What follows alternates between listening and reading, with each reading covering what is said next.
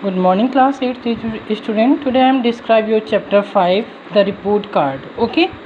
The story deals with the importance of a report card to a student as well as his parents. Read on this story to know what happened in this story.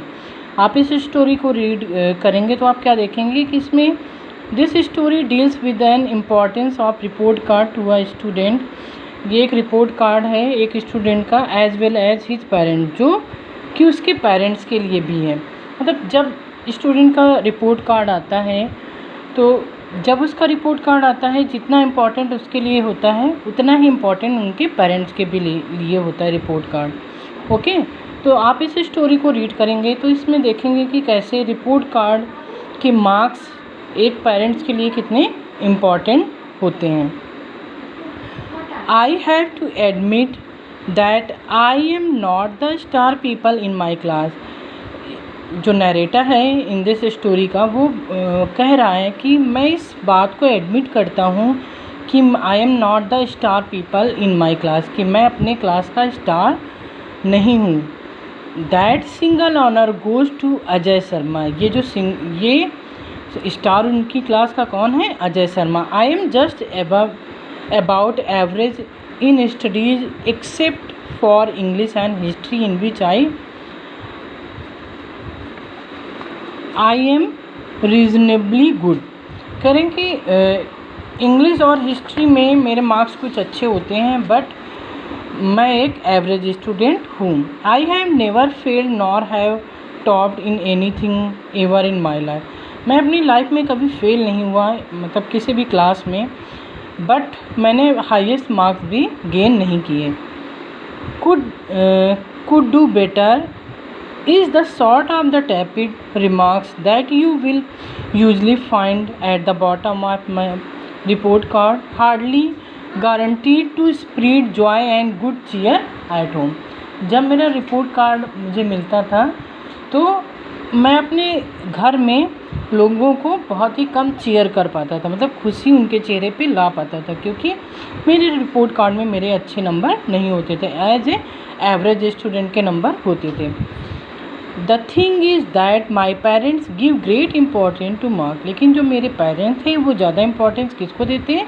Marks को देते हैं, number को देते हैं। When they talk about so and so brilliant son और daughter who has scored nothing less than 100% since lower kindergarten, I feel sorry for them.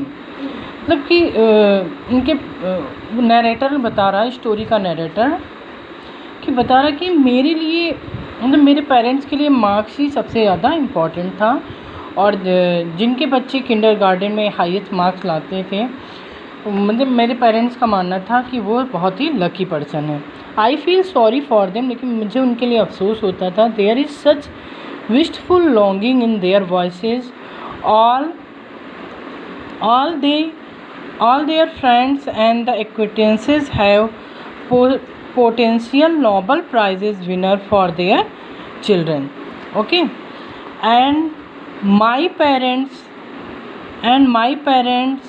have to me, to be honest, I do not like being around the house when the report card arrives by the post।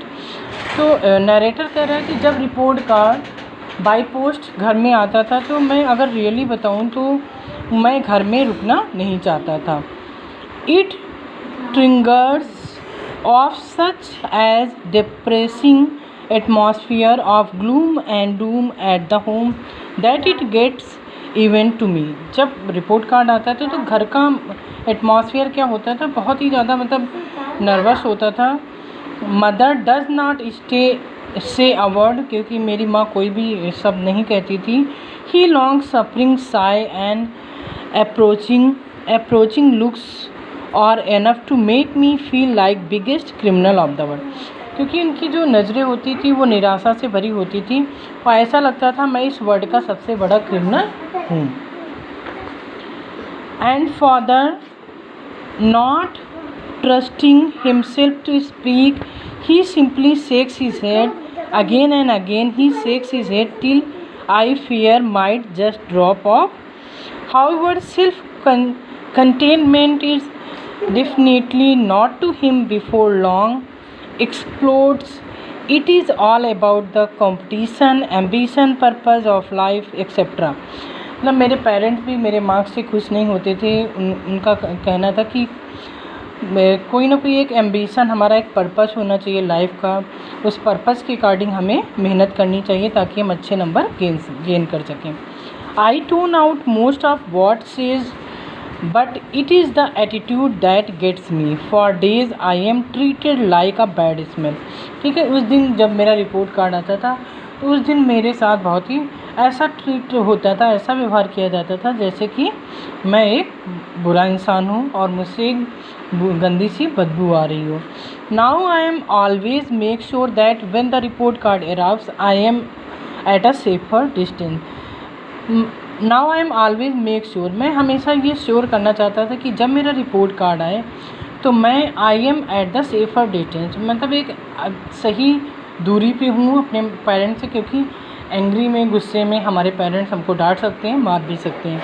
My grandmother's house at the other end of the town is relatively safe. I am particularly fond of my grandfather. मेरा grandfather का जो place था, उनका घर था, वो मेरे लिए उस समय सबसे सेफ स्थान होता था। आई am particularly fond of my grandfather. मुझे अपने ग्रैंडफादर के घर में बहुत ज़्यादा मज़ा आती थी।